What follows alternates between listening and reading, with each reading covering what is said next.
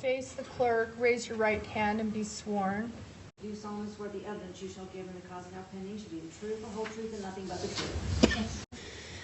We were what would be termed ward missionaries with the LDS Church, and just became friends from there. He's to my right, red plaid, blue gray shirt. You indicated that you were friends with Mr. for a number of years. Is that correct? Okay. Yeah. Since divorcing your husband, have you had a relationship with Mr.? Yes. Could you describe that to the court? Yeah. How it got started, he had came in about a year after my divorce, I believe.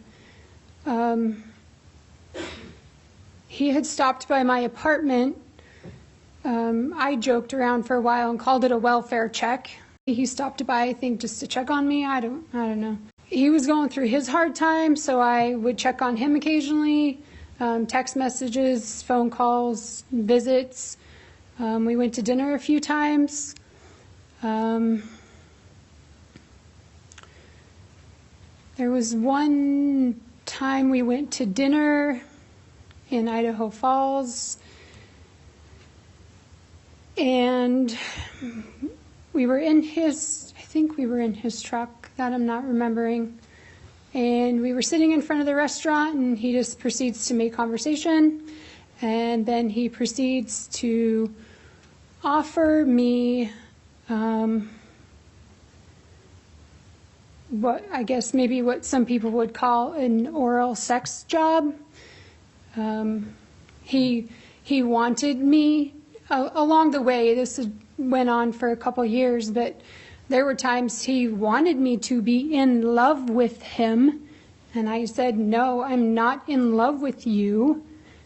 I mean, we went to dinner. You indicated that there were some things that made you uncomfortable. You were discussing one. Were there other things that made you uncomfortable while you guys were in your, I guess, more than friends but less than dating relationship? You'll have to... Yeah, let me try to rephrase that question.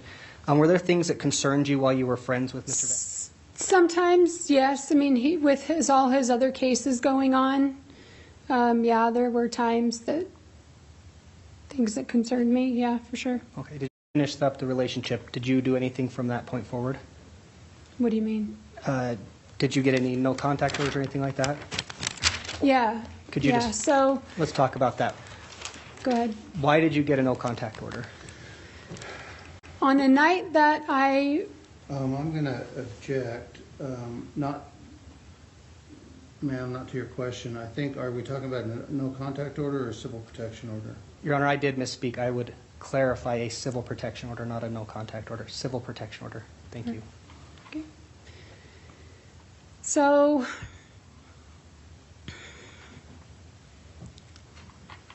and actually, can I back up just a little bit and cover part of a couple of questions ago?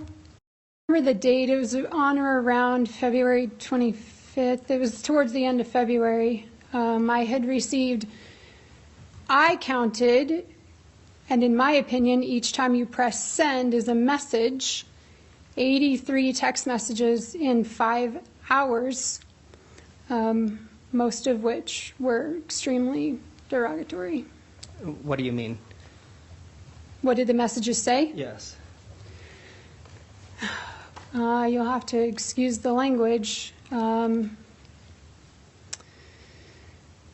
was a lot of F words, fuck Samantha, F you, as bodies produce, have a shitty day, Okay, so I'm going to kick your SSS.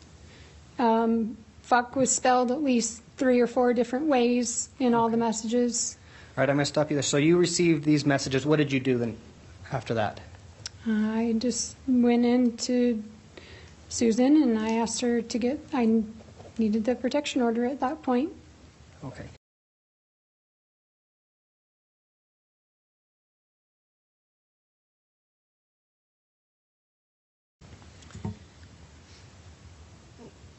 Was that contact order extended? Yes. Do you know that when it was extended to?